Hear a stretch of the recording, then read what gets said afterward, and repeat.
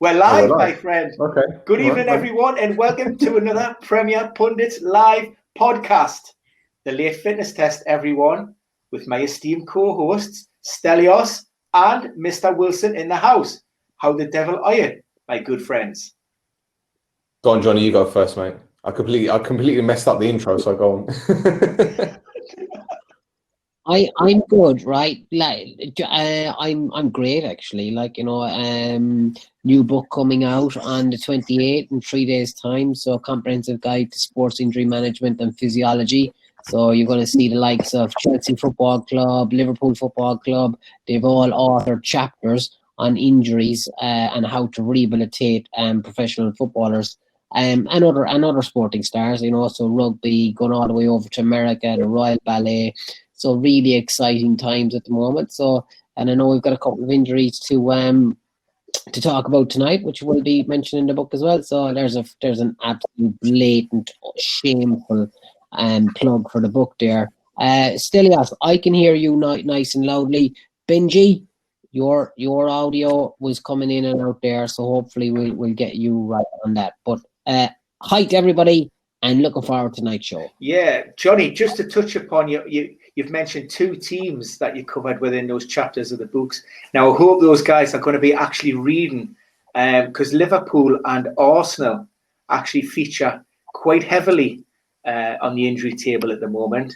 I mean, look, Arsenal issues have been well documented in the past. They're no stranger to a player in the treatment room. But this season, we've seen Liverpool, maybe it's uncharacteristically, given what we've seen in the past with, several players sidelined. Prior to tonight's game over the weekend, we had 10 players missing for Liverpool, some key players in that back line, the likes of Virgil van Dijk, ACL, Joe Gomez, who we will touch upon later with a ruptured patella tendon. We've got Trent out with a calf injury. Probably his first soft tissue, muscular tear since he broke into the first team. Now I've heard a lot of talk about, the reasons and the why fors as to potentially that might have happened, and the media angling for some rationale behind this, increased footfall in the treatment room. One of those suggested, and maybe you could shed some light on this, was the fact that for almost the last 3 seasons. Certainly the last 2, the season before they won the Premier League title, where they chased Manchester City down all of the way, just to be pipped at the last post. We talk about this eyes out, this everything on the deck, this high energy gen press from Jurgen Klopp, and then obviously their Premier League winning season, where they've pushed. We know that they cover the greatest distances. We know that inherently they have the greatest number of high intensity sprints. Could this accumulation of distance and sprints and running and the intensity of the last 2 seasons have contributed to where we are at this point in time?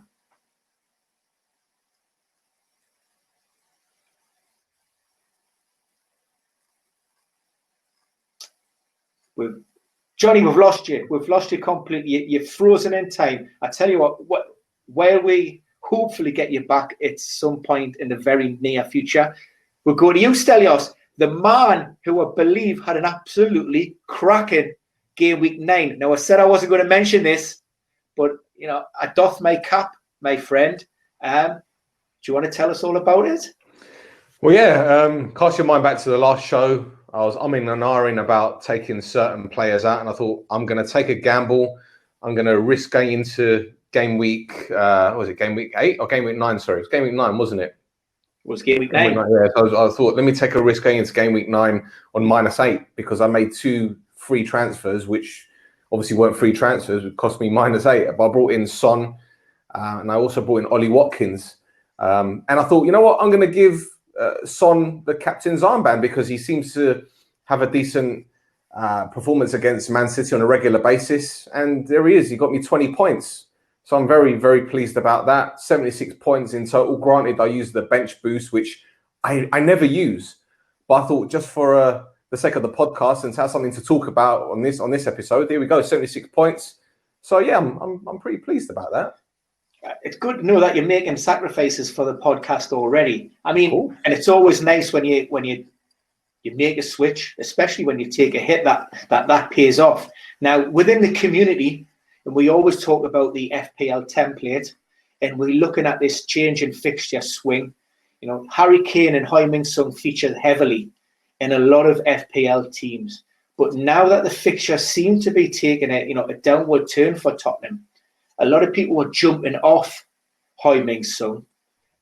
Was that not a worry? Is that not a concern for you? You know, given that that's like I say, they've got a tricky set of fixtures coming up and Europa League action to contend with. No, Ben, like I said before, you know, he's got a good track record against Man City, whether it be him scoring goals, assisting, or even just having a decent display. And the thing is, with Son, I've noticed this with him, and it's practically like every footballer, when they're on a decent run of form, you don't want to take them out. You don't want to take them out because you just don't know what's going to happen. At this moment in time, I'm contemplating taking out Saint-Maximin or Aubameyang. Now, I know that Aubameyang played the central striker role against Leeds United, didn't have much luck. But this is a guy that will get you 20 to 25 goals in the season. And once he starts scoring, he won't be able to stop scoring. Whereas Saint-Maximin, it's a different situation because Newcastle aren't as attack-minded as Arsenal. Granted, people will say, well, Arteta's gone very pragmatic in his approach. But Arsenal will score goals and Newcastle will struggle unless Callum Wilson's in the team. So I think I'm gonna take Saint-Maximin out. With the money that I will have, I'll be able to bring in Jota of Liverpool, and I think that's the guy that I'm going to go with because I don't think is Salah going to be able to play at the weekend because I know that he missed the weekend, didn't he? Salah's playing tonight. Salah's playing tonight. Yeah, that's how little interest I've got in Liverpool to be fair. So yeah, look, Jota will play. If Jota isn't playing tonight, then chances are he'll probably play at the weekend. Well, I've brought Jota in, and and Jota started on the bench this evening, which is great news for any FPL managers out there who have Jota in their FPL team. What I would say about Saint-Maximin, obviously, a team close to my heart, Newcastle. Steve Bruce has had a slight tweak in formation.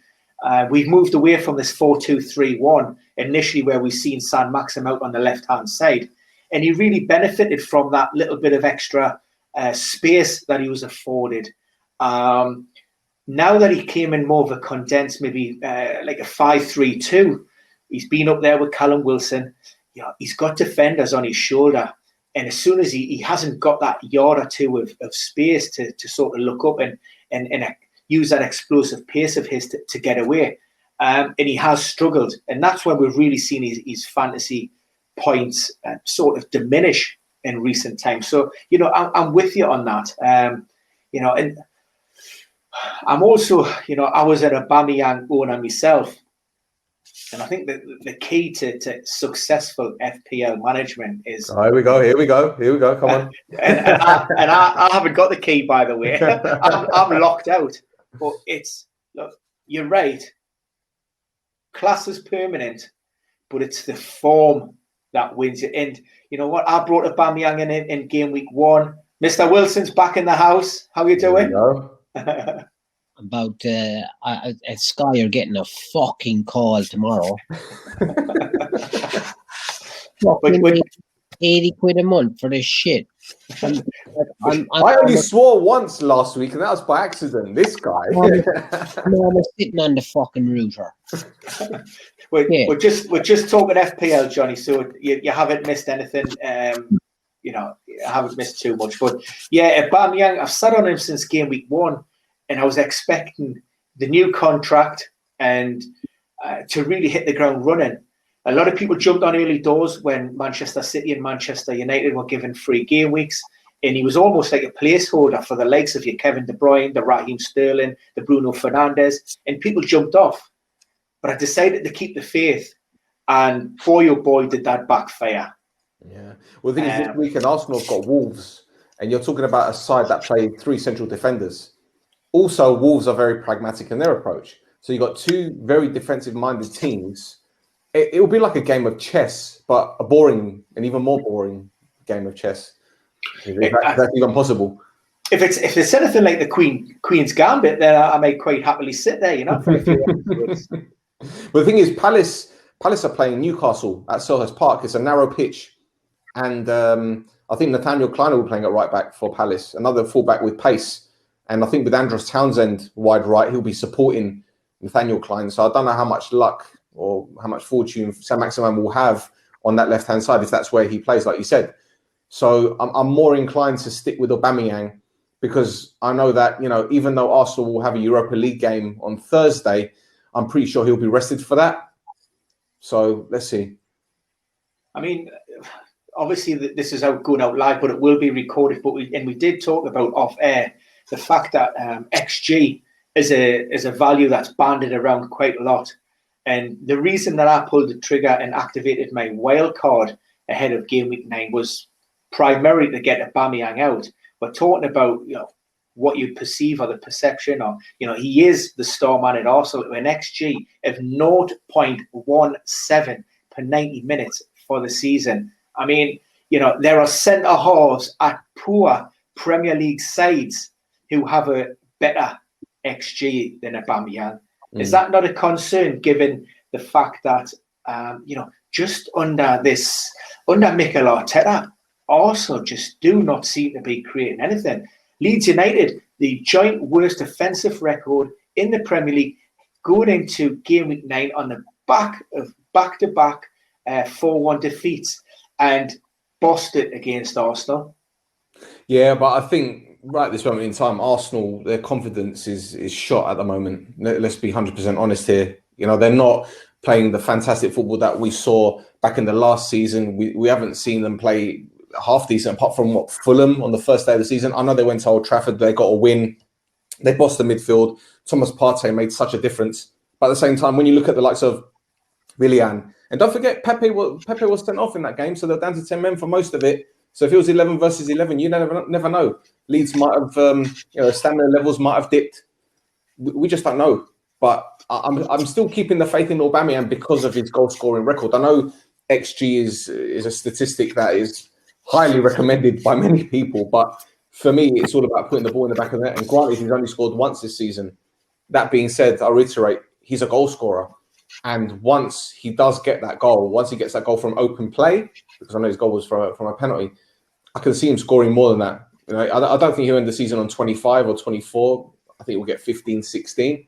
But I'll be pleased with that, given the fact that right now I've got Calvert-Lewin, who's banging in goals. Timo Werner's in my team. He's doing very well. As I mentioned, Son got me fantastic points the other day.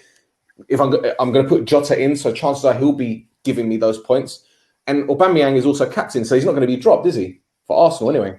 Yeah, he's guaranteed the minutes, and I suppose, you know, that's a big thing that I always look out for. If I've got any fantasy assets involved in the team, you want players who you can more or less guarantee the start, and hopefully, you know, more often than not, complete those 90 minutes. But the thing is, you mentioned that Arsenal didn't play very well against Leeds, or they didn't score against them. But Leno got me 10 points, and Gabriel got me 6. So I can't really complain in that respect. They're keeping clean sheet. I had Leno on the bench. See, I had Kasper Schmeichel on the bench, and I used my bench boost as well, so he got me 4 points, I think. A few save points in there, and I expected Leicester to do quite well at Anfield, again, given the injury problems that Jurgen Klopp was facing. But you know what, regardless, you're talking about strength and depth and the unity of the squad and really pulling together. And you know, I can't see Liverpool being stopped this season, if I'm totally honest. Well, Ben, we were talking about Joe Gomez and the injuries, and before Johnny disappeared. Now, I think he's had about 4 or 5 separate injuries since joining Liverpool, hasn't he? But the majority of them have been long-term. So, Johnny, if you look at a player that's out for 50 days or 120 days or 200 odd days, what does that tell you about their fitness, or are they just unlucky with injuries? Well, there is an element of luck there as well, really, isn't there? With all injuries, like there's always an element of luck. But if there's 4 injuries, then maybe the guy is big, maybe the guy is strong, maybe the guy's got a good touch, but is he fit for purpose for Liverpool Football Club to be able to compete in the Champions League and the Premier League at the highest level? Probably not. Is he able to do it for England and Liverpool at the same time? Well, it would appear that he's not. Now, he's just had surgery on a patella tendon. You only have surgery on a patella tendon if it's a significant injury. So if it's a partial rupture or if it's a little injury to the tendon, these are always managed conservatively. So you can be assured that this is going to be a significant time loss injury as well. Now, I don't know too much about Joe Gomez, right? But I know he's broken a leg. He broke his leg against Ben Mee. He had an ankle injury. He had a knee injury. So if the knee injury was on the same side as his patella tendon has torn, then that's a risk factor for it. Now, if you had previous injuries and if you're at Liverpool Football Club, and I don't know what I'm not standing up for any football club or standing against any football club, but tendon injuries, there's some research to say that, if you've had steroid injections, then this can lead to tendon ruptures. So did he have some steroid injections for some of the previous injuries? We don't know. Some metabolic conditions as well can lead to rheumatoid arthritis and stuff like that. So maybe they're looking into stuff like that. But really, this kind of injury and the surgery after, as long as the surgery is done within, the first, let's say, 2 weeks. In professional football, you want it done within the first 6 to 7 days. If it's a significant injury, because if it's carried out within that first 6 to 7 days, then usually you get a good repair. If there's a delay in the diagnosis and a delay in the surgery, sometimes the tendon heals in a shortened fashion, and you get these all the scarring and the fibrosis. So it's a pretty big injury, this one. The problem with this coming back after this is that tendon is attached to the rectus femoris, and this is a muscle at the front of the thigh. And this thigh is important when it comes to kicking maximally or sprinting. So if you've ruptured your patella tendon, the likelihood is that you're going to have significant issues along the way. And if he's a young player as well, he's had a lot of injuries for a young lad, hasn't he? And a lot of injuries while on international duty. I mean, the ACL rupture was back with the under-21s. The ankle injury was Liverpool. That was slightly unfortunate. That was caused with a collision with the tackle which involved advertising hoardings, I think down in Burnley with Ben Mee, if I recall. So he hasn't had the best of luck. But given the mechanism of injury, given the fact that it was during a training session, Gareth Southgate had already identified the fact that there were players within that England squad who were potentially suffering from a little bit of fatigue. He'd give them an additional recovery day. It was training on I think it was maybe the Wednesday or the Thursday. It's non-contact. Now, I don't know how much of the conversation you caught before you cut off, but obviously the speculation from the media is, Liverpool's basic exertions from the last couple of seasons, to get them that Premier League title, this high intensity style of play that Jurgen Klopp uses, this gen press, where the players are required to carry out high number of intensity sprints, cover great distances. Would that have been a contributing factor to this type of injury with Joe Gomez? Look, if you're going to be a Navy SEAL, you've got to go through some serious training, okay? And they weed out the guys who can't mentally and physically get there. Now, they might be the biggest guys, they might be the strongest guys, they might be the fastest guys, but if they can't tolerate what it takes to be a Navy SEAL, they're out, no matter what. The same way in gymnastics. However, that don't work in soccer, because if Jurgen Klopp wants to play this, and he wants to win Champions Leagues, and he wants to win Premier Leagues, and he wants to compete in all these things, well, then the guy has got to look at his selection process as well. He's got to look at rotation. He's got to look at the squad that he's got. And correlation doesn't mean causation. Because if there was a causation here between all the games that they're doing, being in Champions League, then all the players would be injured. Every single one of them. Whereas what you're looking at is the 4 or 5 guys who just can't manage it.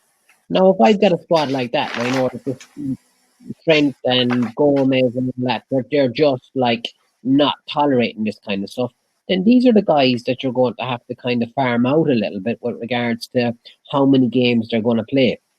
Again, Gomez and Trent and all that, then they're going to have to make decisions if they're playing for England. Can they really tolerate 3-4 games a week? Whether the 5 substitute rule comes in or not, I don't think that'll make a difference for these guys. If these guys can't tolerate it now, I'm not sure they'll be able to tolerate it moving forwards either. So, depending on how good they are, I would have to say, I'd probably say, look, that these guys, if I was doing a risk analysis, if I was part of that medical team, I'd do a risk analysis and I'd say to the gaffer, I'd say, listen, the likelihood is, given his past injury history, given, what he played last season and the season before, then, you're looking at him to be being available for 60 to 70% of the games. Now, you look at Trent, and he was at 100% of the games for the last couple of years, I think. So he had a pretty good injury history. So it was a case of, for him, look, he's unlucky. He got a calf injury. It's a muscle injury. It's a soft tissue injury. I wouldn't be writing the guy off for this. These are pretty nasty calf injuries. They do tend to reoccur and so on and so forth. However, given the fact that he seems to be so resilient, that he seems to have the hardware to be able to come to tolerate the demands, then, you would hope that this is kind of a one-off event for this guy. You shouldn't keep him out for too long. And if he's been robust so far, then I don't see any real kind of major issue here. All I see is Jurgen Klopp really kind of using a player to put some water to his argument.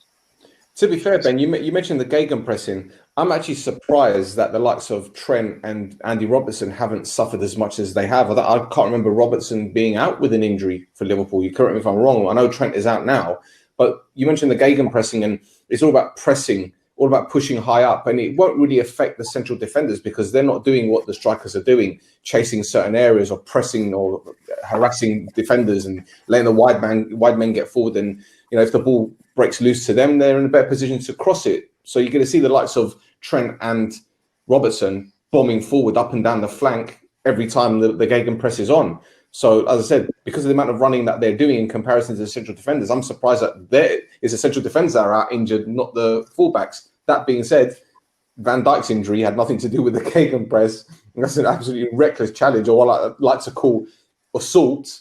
And Gomez, it's just a freak thing because it seems to happen to him on a regular basis.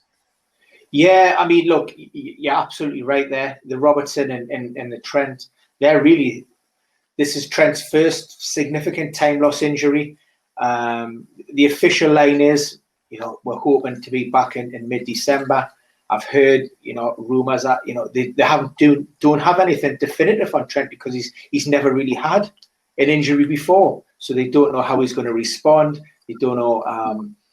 They're just, waiting to see, and he'd be assessed sort of day to day, session by session, week by week. Well, he was a right winger as a youngster, and it was only because Klopp saw how good he was at getting forward and delivering crosses in the box. They thought, right, wing back. He's not great defensively, so when you see him bombing up and down that flank, it's because he's used to that as a fullback. Same with Wan-Bissaka. But the thing is, as I said, with the amount of running he does, and let's not make any bones about it, he's done it for Liverpool, he's done it for England, Liverpool in Champions League, FA Cups. So he's played a huge amount of games for someone so young. So I don't know, maybe this is one for Johnny. I mean, how old is he now? 21? Is he 20, 21? I've probably got this wrong, but with the amount of games that he's played for a youngster, I'm surprised only now he's starting to get injuries. Because when do people stop developing, Johnny? He's just turned 22 in October. 22 in October. I mean, you get late developers up to 23, 24 if you're talking about like kind of their physiology with regards to growing. But regards to this is what training is all about. Training is that you spit out an adaptation to get the response that you want or the outcome that you want. So you train to become stronger or faster or fitter. So you never stop changing like that as long as you give the proper input with regards to the training stimulus. Now, if you're playing that many games, then your only real stimulus to change is during the games. And you don't, and it's very hard to kind of control that because it's just chaotic. Then if you have a short break because of COVID and because of international ones and all that, then this is really important time for 19, 20, 21, 22 year olds to develop physiologically. So I take your point there, definitely, Stel, in the fact of, has he been given the time to develop into the physiology that he possibly could do, or is this a guy that's been thrown into every game and then we've abandoned any type of structured training stimulus to make him faster, fitter, stronger? So on the flip side of that, it might be the point of this is the start of things to come for him, because he hasn't been given that opportunity to grow, to mature really into a man. And that's what you are between, 18 to 23. You're a boy, aren't you? At that, and you're still developing and so on and so forth. You're getting used to the games. You need some training. You need some downtime as well from psychologically, to manage all this kind of stuff. And then, I guess he hasn't been afforded that because of his talent. And like you said, maybe it's not his position either. Like, so, again, there's no if here for me. This is a win.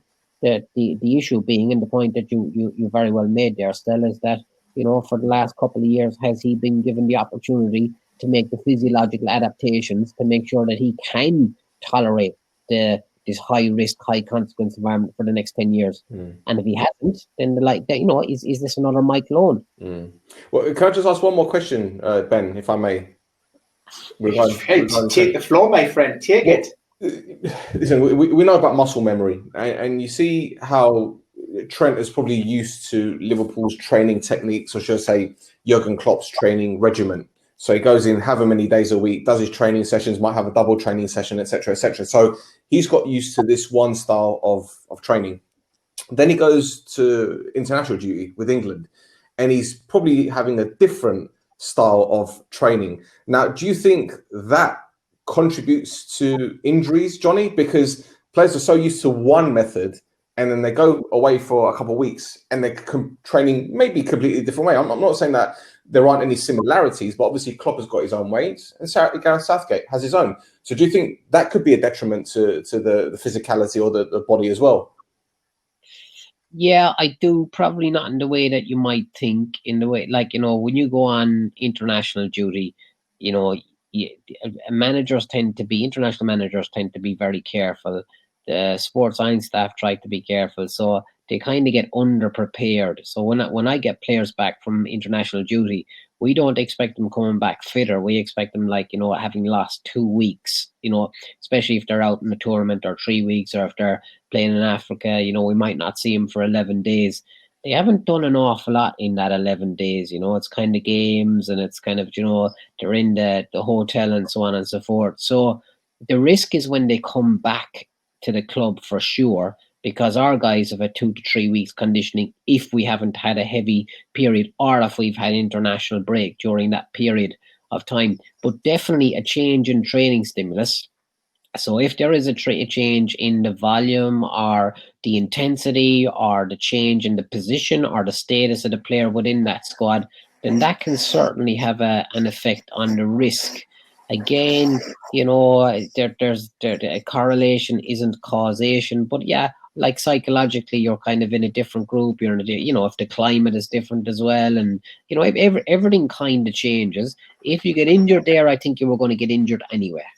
I think it was your time. It was kind of, I certainly wouldn't be pointing fingers at what they're doing from an international point of view. I know that's an easy way to do for managers and for other people to say, oh well, when they were training with the international team, they didn't monitor the players like we do with regards to wellness and RPs and what their heart rate was and their distances and their high speed running and so on and so forth. And the reality is they do, because there's good communication between the clubs and the international sports medicine teams. Probably too good, in the fact of, that's the problem where everybody's so cautious, as in, let's not overrun them, let's not do too many accelerations, let's not do too many decelerations, let's make sure that the intensity we don't want is appropriate. We don't want anybody to get injured. However, the problem with that is, as in, if you're training at 60% and you're playing at 100%, then, you've got a 40% increase in games there, which is going to cause an issue. Now, obviously, the injuries we're talking about happened in training sessions. So I think they were going to happen anyway. I wouldn't say that was down to the international regime. I would just say that these two guys are ready to That was it. Gomez, he's a car crash. Johnny, I know you don't like this. I know you hate being pinned down, but it will be of interest to those watching back on the video. And it's a question that I get asked fairly often. Joe Gomez, and then I suppose also Virgil van Dijk. You know, there is still hope that those two players will feature again this season. We have the Euros coming up next summer. Forget Van Dijk. Well, look, I mean, I've ruled both players out. I've actually stated online, and I always maintain that I'm only looking at it from the data perspective, and I'm trying to interpret, what's coming out from those official lines. But in your opinion, is there any chance that either player, because ACL, I mean, look, we have seen players return from ACL ruptures within 3 to 4 months. And I've also had examples of players who returned from a patella rupture, in around under 6 months. And given in both circumstances, in theory, that would enable both players to return to play, get some games under the belt, and then hopefully feature, for their respective national teams. When do the Euros start? Now, given ordinarily it's in and around June. I don't know the exact dates because of the issues that we've had around COVID, but at the moment, I think we're probably looking at around about mid-June for the summer tournament. When did Van Dijk have his injury? Van Dijk's was just last month, so I think that was the thing in October. And how old is Van Dijk? Van Dijk, 29. Yeah, he plays for me. Does he? Yeah. And Really? yeah, I think so. Yeah, I mean, that's a big call. Like, he's a big because you do know, right? This is it. The strap line for the podcast when it's pushed out. Johnny Wilson reveals this about Virgil van Dijk. Massive news, and it will be picked up by all the major tabloids. So, I'll be surprised if he plays again. Why? I don't know, man. Look, that challenge looked horrible. It looked horrible, man. It was a bad one. It was a bad one. There was a lot. It was David Booth minus the blood, and I'm not even exaggerating. Was it a single leg? Was it a single ligament injury, just an ACL? No.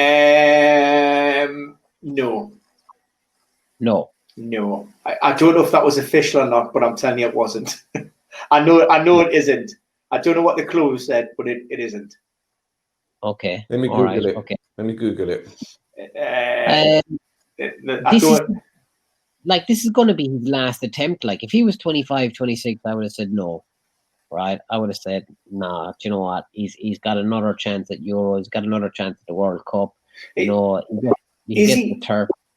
Is he not better, given that we're working with this in these unprecedented times, and we're going to be following the World Cup will follow immediately after the Euros? If he was to maybe rush his rehab in the hope of playing in the Euros, could that have some kind of detrimental effect going into the following season, which in turn could then affect his chances of featuring in the World Cup after that? So the World Cup is exactly 12 months after that, is it? It is. Yeah. I mean, look, this I don't think this is cut and dry. I think if you ask the player as well, I don't think he would say it's cut and dry, that he's not going to he's not going to rule himself out for the Euros. No player will rule themselves at this stage. That's for sure. And then the staff won't want to rule it out. The manager won't want to talk to him about ruling it out. So the talk at the moment will be, are you on schedule? Are you ahead of schedule? It'll depend on the structures that were damaged. Like, so if he's had some meniscus issues, in that, if maybe that's going to delay his rehab a little bit. With regards to not being ready for June, if you're not ready for June, you're probably not going to be ready again. I expect him. He's got to be running April time, like, you know. He's going to be running March, April time. I mean, that's for sure. You touched upon it there, and I suppose the question is, if you ask the player is going to say, "Look, I'm going to do everything within my power to ensure that I'm there in the Euros." Now, from your knowledge, from working within the clubs and from having the discussions in and around the medical teams and the player, at what point does that duty of care sort of kick in, and you say, "Well, actually, I think it's in your best interest to hold you back"? And also, maybe from a club standpoint, is there a part of you that says, "Well, you're such an important player for us, and I'm maybe getting pressures from your manager to go, well, you know what, I don't want him playing at the Euros. I don't want him involved for the national team because, if there's a risk of a setback ahead of the next campaign and we lose him, for another significant period of time, then, that could mean Liverpool are forced into the market and may need to splash out another 50, 60, 70 or 80 million pound on another centre-back." Well, number one, Liverpool should be doing that now, looking at that right now. Number two is that the risk is huge and is going to remain massive for the rest of his career, but in particular for the next 3 years for sure. So in regards to kind of mitigating risk or reducing risk, I'm not sure that there's, unless this guy is used sparingly, then, the risk is always going to be there, whether it's for club or country. This guy is going to have that. With regards to the first part of your question, then, neither club nor country matter. And your duty of care starts from the moment that the player has had the injury, and you are always honest and upfront with him in regards to the short-term, medium, and long-term outcomes for the health and well-being of his knee. So if I think that a player, shouldn't be training or playing, and that it's a premature return to play, some people might see that as a successful return to play. I will be telling the player, regardless of what the manager says, is that, look, for your long-term health and well-being, then I would advise against you returning to training right now. I think that you should be waiting a little bit longer. The knee is not quite. So if the knee is swelling and it's not kind of tolerating, straight line running or changing direction or, small-sided games within training, then, the first thing I'm saying to the players, you shouldn't be out here. And if people are talking about injections and talking about, pain management and so on and so forth, my first line is like, no. And then they say, well, we need this player for the game. And it's like, it's of no consequence to me how important this game is, how important this player is to you. Whether it's a European Championships, whether it's a World Cup final, it makes no difference to my decision. My decision is based solely on the short, medium, and long-term health risks to this player. And that should be the way with all medical teams, and that's, I set my stall out very early with managers, like, there are no deals. There are no deals. I don't care if it's the Friday, I don't care if it's the Saturday, I don't care if it's the Sunday, I don't care if it's the World Cup final, I don't care if he's your best centre forward. There are no deals. There is just the facts. And the facts are that, this guy is at risk of future injury, any type of injury, now going forward. So it's a case of what risk is the player happy to take? What risk is he happy to discuss and kind of collaborate with Liverpool Football Club? In particular, it'll be Jurgen Klopp. It'll be nobody else. Do you know what I mean? It'll be Virgil van Dijk and Jurgen Klopp and his agent, probably, because they play a big role these days. And then have a chat with the international manager and then say, look, this is what we're prepared. If he tolerates training, if you get through to the semi-finals, he might be able to make it, and stuff like that. Like, but I would say there'll be a lot of speculation in the press ruling this guy out. But that won't be the talk. That won't be the talk in the dressing room. It won't be the talk in the medical room. It won't be the talk from the player. It won't be the talk from the surgeon. It won't be the talk from anybody who's around this person right now. It will be a case of, let's strategize to get you back by the end of the season, and then hopefully let's see what we're looking like for, an international return. But that'll certainly be the chat. We're now Oh, Stelios is back. I'm He's here. back. I'm here. We're now sort of five weeks, probably 4 weeks post-op. What should we be expecting to see in terms of any rehab, any recovery strategies that are put in place now for Van Dijk, if we can assume that, you know, he's actually on schedule and he's progressing as hoped, as planned, with a view to, you know, maybe running in and around that March to April period? Yeah, good question that. So initially, it's immediate injury management is to make sure that you don't get any post-op infections. So if you can get through that for the first 6 to 8 weeks, I'm being conservative here. I'm being overcautious here. Really, it's the first 4 weeks for the wounds to heal. Then, you know, that's a huge bonus there. He wants to be gaining full range, so especially knee extension, so straightening his knee. And we're looking at full weight bearing and normal gait at this stage. He might have the assistance of a coach, dependent upon how many structures were injured. But at this stage now, you know, you're looking for a really good range of movement. If everything is going extremely well, right, I do mean extremely well, then he will have minimal to no effusion. And effusion means swelling within the knee.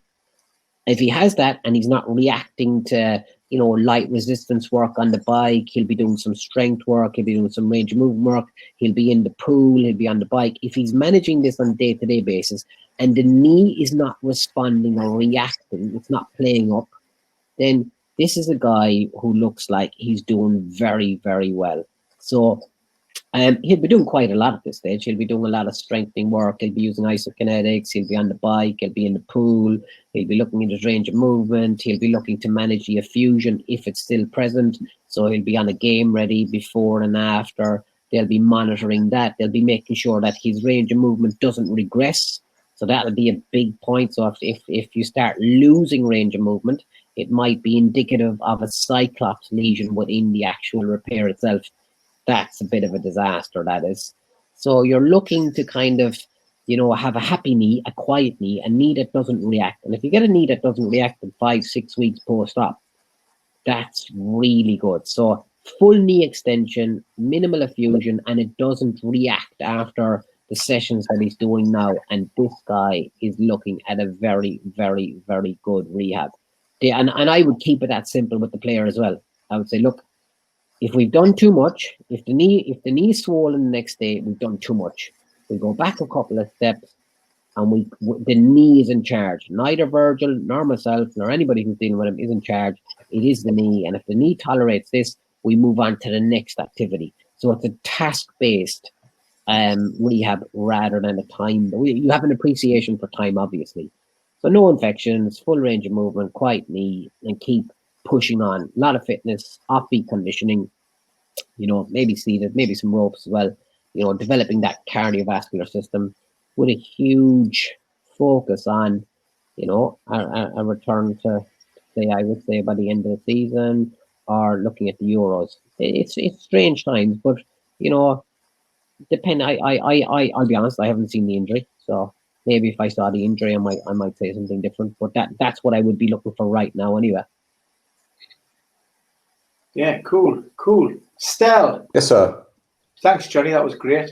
Yeah, any points? I know we discussed one or two points that we want to bring up through the podcast. Is there anything that tickles your fancy?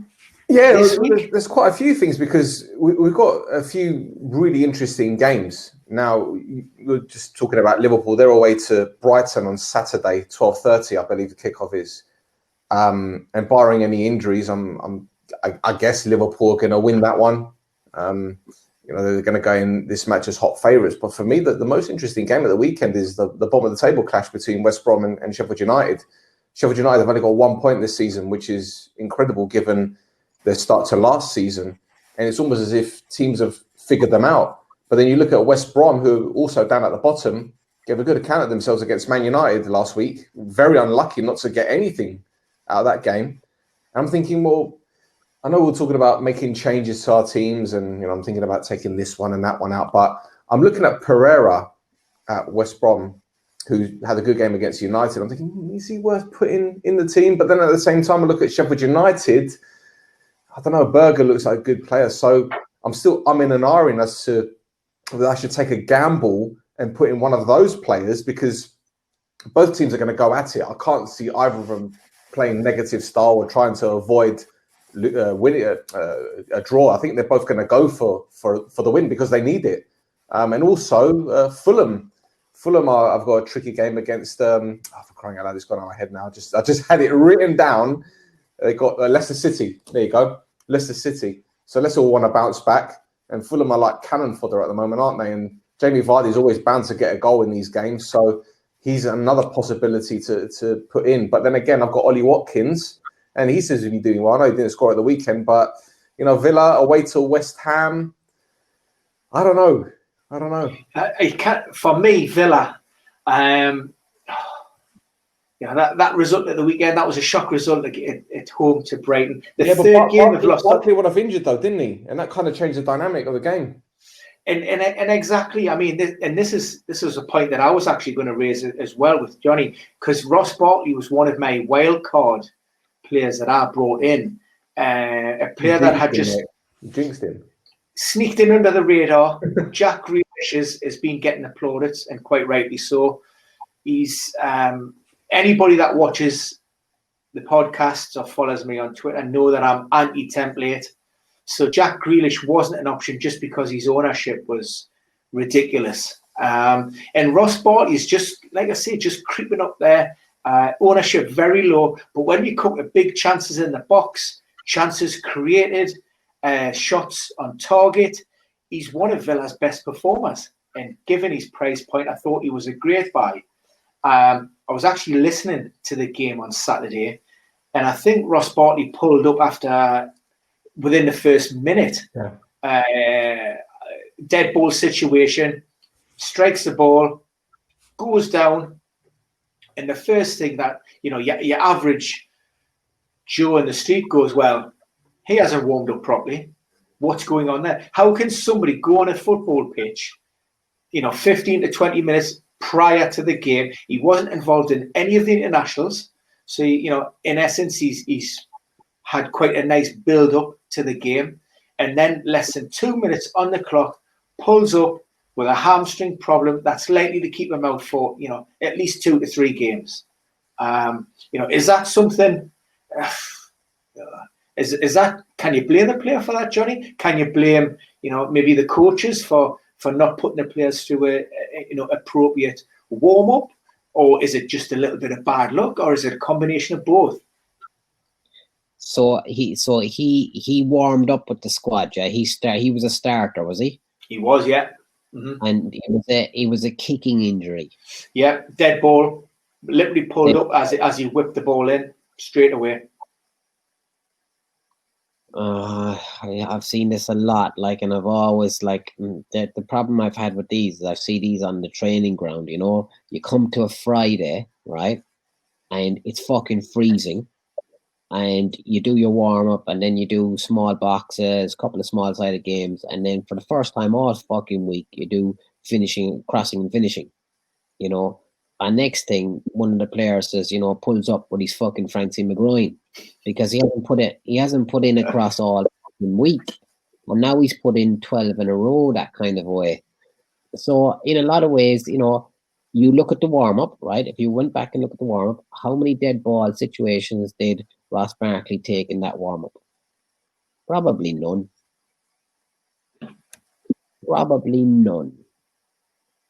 Now he's gone for a maximal striking effort. I don't know. I don't think you can blame anybody here, but yes, you can. Look, it's quite easy to blame somebody. Just don't worry about it. Look, nobody's listening. Just blame somebody. Listen, if it was fucking dog and duck, right, you'd kind of understand it, wouldn't you? Because you see it all the time. The lads are going out there and they're smashing balls. Now, I see this in professional football as well, and it used to drive me crazy.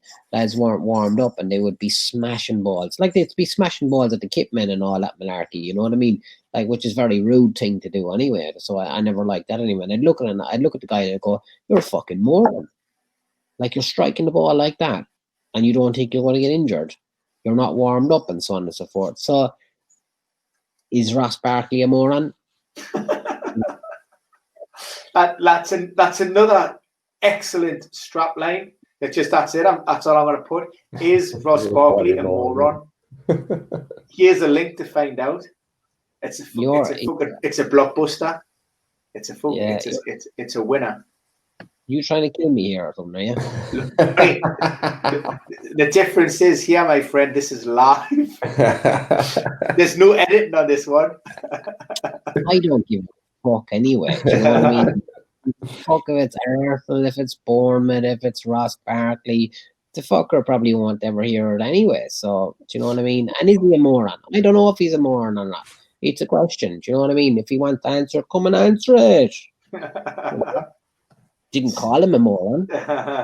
Ben, have you noticed a difference in the amount of West Ham players that have been selected over the past few weeks? Because on my podcast the other night, we were discussing the reasons why certain clubs are struggling or they're doing well this season, and there was the argument about Sheffield United not having fans at Bramall Lane, and that has obviously been a hindrance to their season. But we argued, well, West Ham have kind of benefited without any fans there because the majority of them have been complaining about the ownership and getting on the players' backs, but they've had a pretty decent season. So have you seen any West Ham players being selected more frequently now?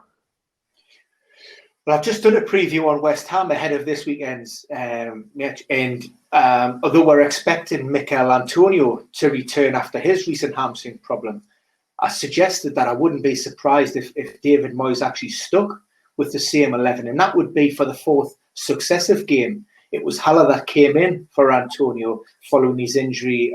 I think he came off at Man City, and then he picked up another hamstring problem the week after.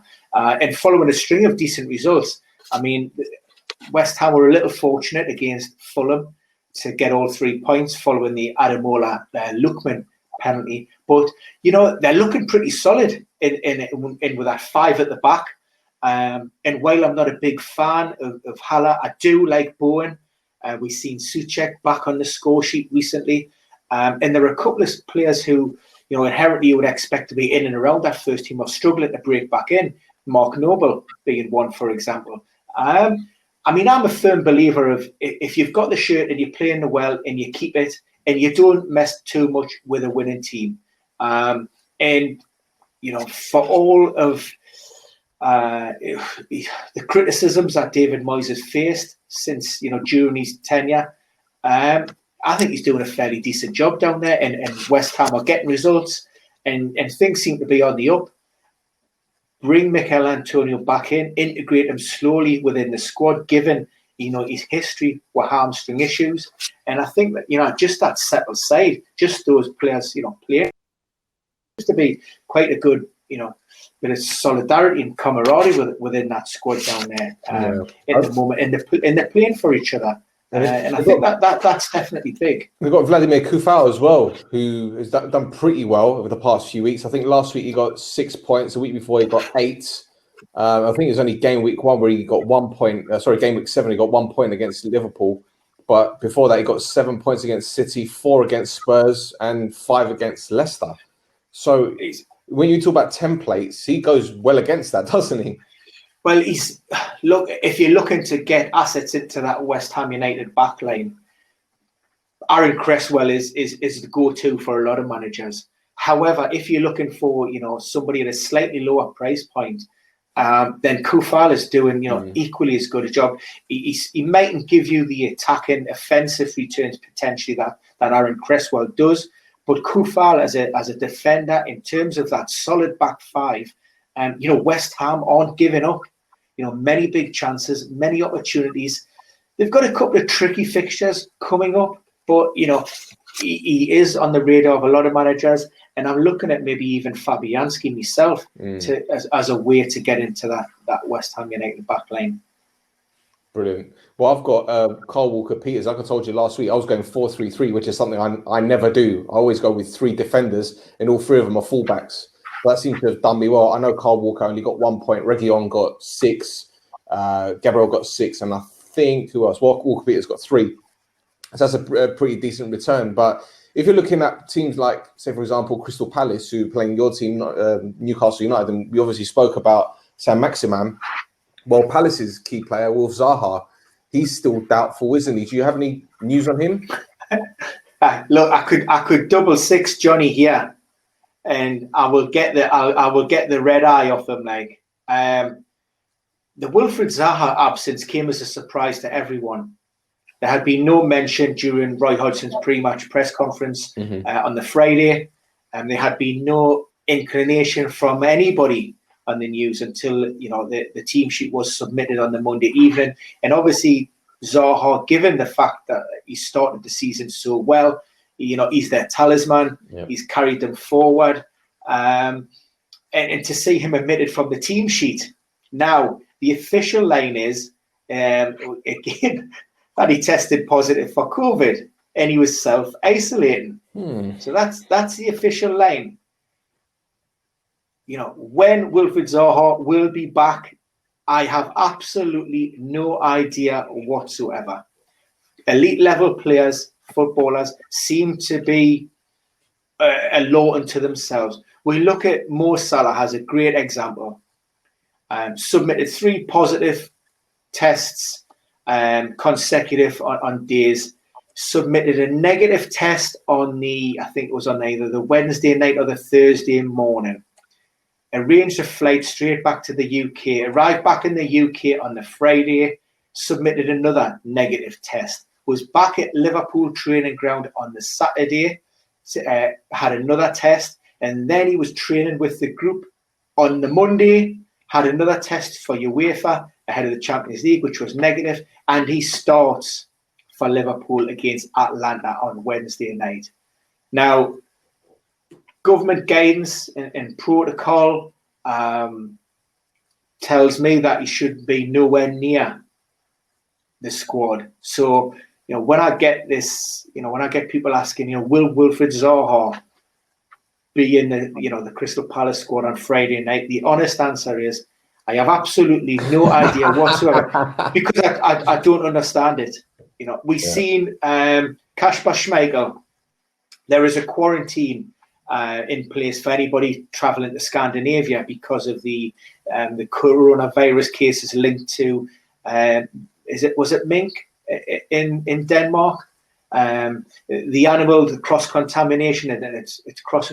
So basically, you go to Denmark, you must self-isolate, quarantine for 14 days, except if you play for the Danish national team and you play in the Premier League, where you can go into the country and you can come back out and there's nothing in and around that. So there seems to be allowances made given the fact that these players are in these secure bubbles. I don't know. I mean, Johnny, I think Johnny probably knows. Johnny knows more than us. Johnny, you know more than us. Come on, just check. Is this the bit where you put a disclaimer, Ben? Is this a bit where you put a disclaimer? I mean, it's just.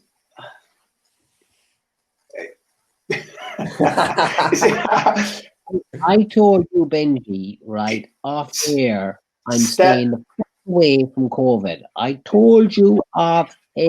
Yeah, right? It was Stel. Stel brought this one up. In fucking writing it was. I didn't bring it up. I just asked about Wolf Zaha. You mentioned COVID. I didn't know he had COVID. I thought he had like a broken toe or like his ingrown toenail or something. I don't know. I mean, is it because of this supposedly more secure environment that players are living and working within, as to why they're maybe not governed by the same level of governance that the likes of us are? Is it because they're special? Listen, I was part of Project fucking Restart, Project Restart for the Premier League. Yeah, is it because they're special? They're definitely special, aren't they? But maybe not for the reasons that we might all agree on. But it's a farce, isn't it? that these guys have got their own laws and their own rules. We touched upon Clinton cards last week, you know. Tesco's, Aldi can sell cards, but Clinton card can't sell cards, you know, and they're closed down. And then these guys, you know, they're an elite sport, and because it's their occupation, they're allowed to do it. Well, my occupation is a physio. Yes, I'm allowed to do it, but there's other people who have occupations that rely on their occupations. And if they're, you know, responsible, if they wash their hands, if they wear a mask, if they socially distance, then this whole thing's a load of bollocks. I'm sick of it. Like, you know what I mean? I'm absolutely sick of it. I even had a chat with a patient there today about it, like, you know, and she was in the NHS, or she is in the NHS, like, and I said to her, I don't agree with any of it. And she was shocked, like, she was going, what do you mean you don't agree with it? You know, you're a physio and you're working. I said, I don't agree with it. Just because I'm a physio and I'm still seeing patients and so on and so forth, I don't agree with it. Doesn't mean I'm not washing my hands. Doesn't mean I'm not wearing a mask, and it doesn't mean that I'm not socially distancing, because I'm doing all those. But I'm entitled to my opinion here and saying that it's wrong. You know, tier 2, tier 3, who the fuck knows what anything is? The way they've done all this is completely and utterly just stupid. You know, and there's a third strapline. A lad with blonde hair, Boris Johnson, who had his moment and then went down with fucking COVID. Get out of it, you know. Bike shops are allowed open because he cycles a bike in London. So bike shops now are essential. I don't think so. Ben, is it worth putting Charlie Taylor in the team, given that they're playing City at the weekend? I'm just trying to change the subject here. Never mind changing the fucking subject, right? COVID fucking 19, load of bollocks. I'm saying it. Listen, I vape, and I've got people telling me not to vape near them because it will get in the atmosphere if I've got COVID. Oh my god! Yeah. It's hardly Lyme disease. I mean, like it's you know, I mean, it's hardly the clap, is it? I mean, what if he's got both? Well, listen, there's a vaccine for COVID apparently, but you can take stuff for the clap apparently. I wouldn't know. Anyway, Charlie Taylor. Yes, Stelly boy. My missus doesn't watch this, so I can say stuff like that. That is the strap line. Stel has taken stuff that works for the clap. That's not true. Ward 34. Charlie Taylor. Taylor. Look, Burnley underlying stats are tremendous. They've been, you know, inherently we talk about, we spoke off air, you know, class is permanent, form is temporary.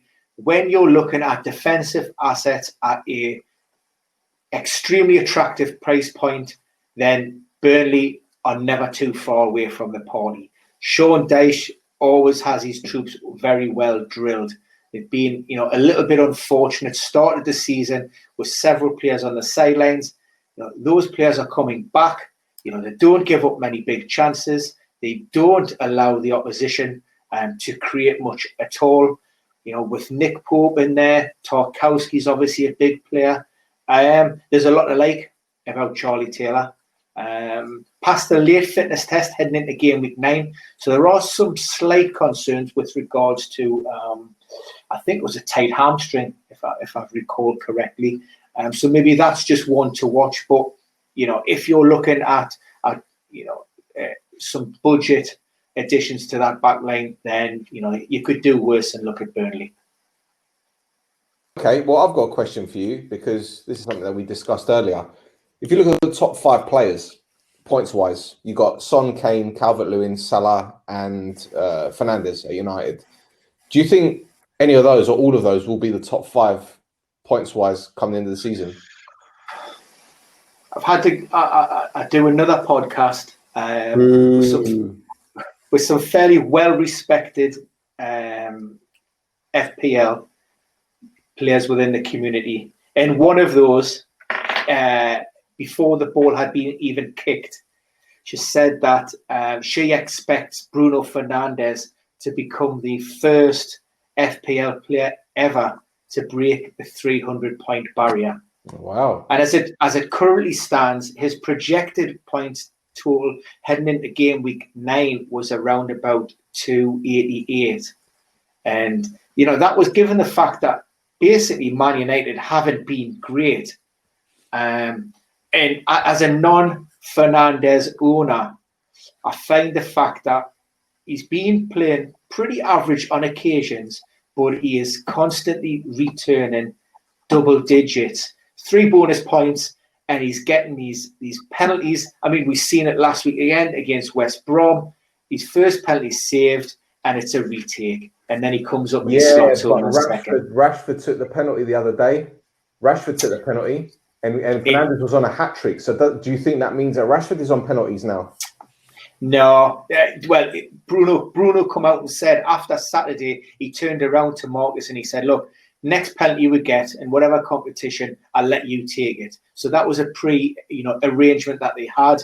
He obviously never foreseen that he would be on 2 and the possibility of a Champions League hat-trick. But what he said was, I stood by my word and I allowed Rashford to take it. But he maintains the fact that it doesn't matter who takes the penalties as long as we score them. But he said that 4 weeks ago.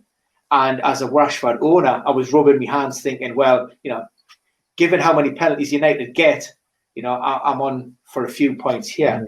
And that just hasn't materialised in the league. So I still think Bruno gets him in the Premier League, or certainly going forward if he's on the pitch. Yeah, I think the longer Pogba is out of the team, the more points that Fernandes will get. That's my honest opinion.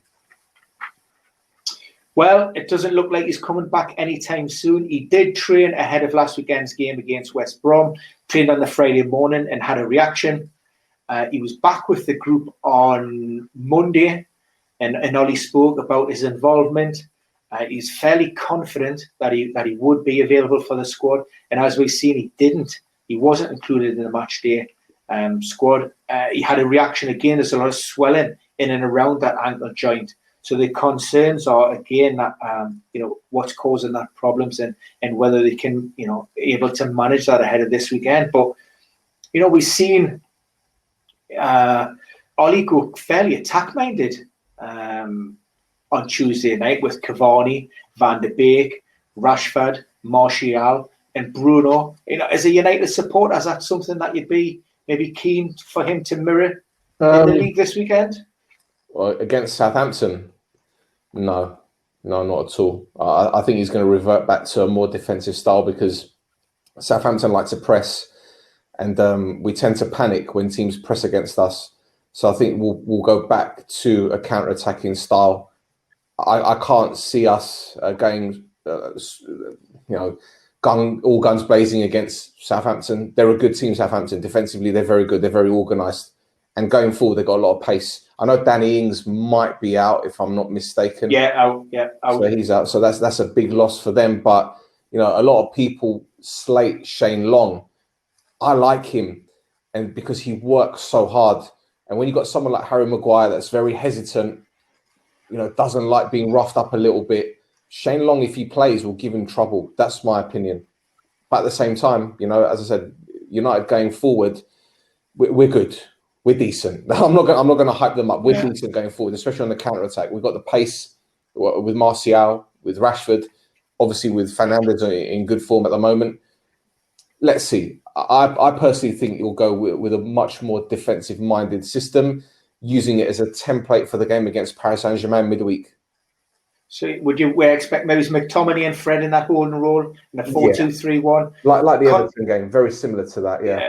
And concerns maybe a possible injury for Wan-Bissaka.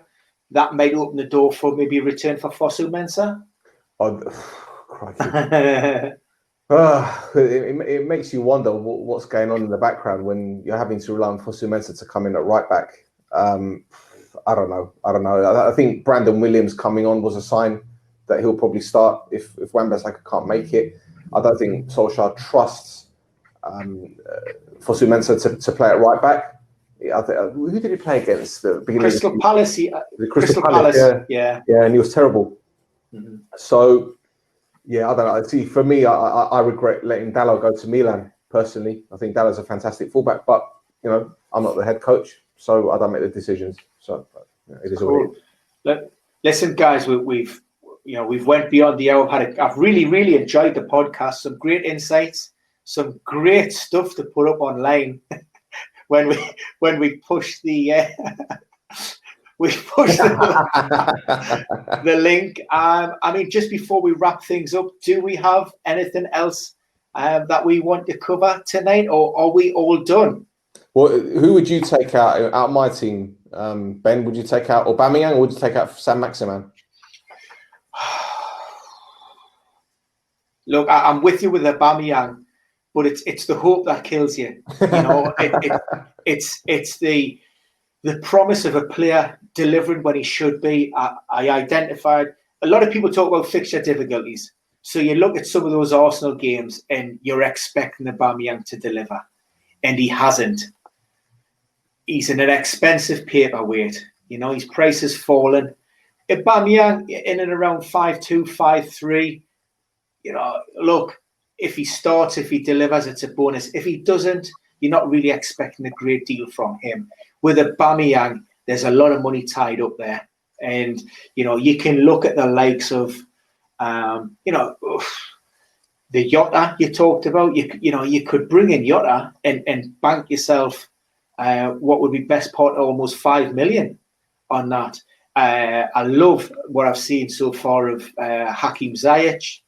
I think he's looked great. He's coming in at around 8 million.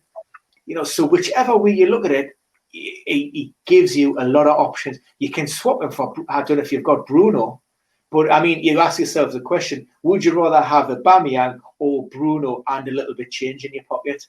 Well, this is it, because if I take out Aubameyang, then Jota's definitely coming in one way or the other.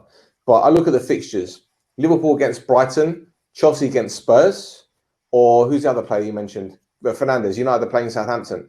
I think there's more chance of Jota getting points out of the other two players, Ziyech and Fernandes.